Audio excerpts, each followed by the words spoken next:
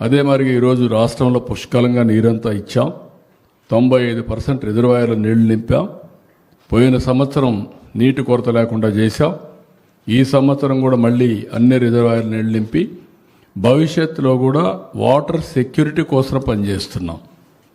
అదే మరి ఎక్కడికి ఎవ్వరికి ఇబ్బందులు లేకుండా ఫెర్టిలైజర్స్ కానీ పెస్టిసైడ్స్ కానీ అన్నీ కూడా మానిటర్ చేస్తున్నాం.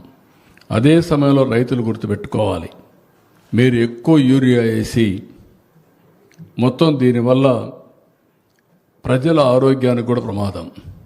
నేను ఆ మాట చెప్పాను.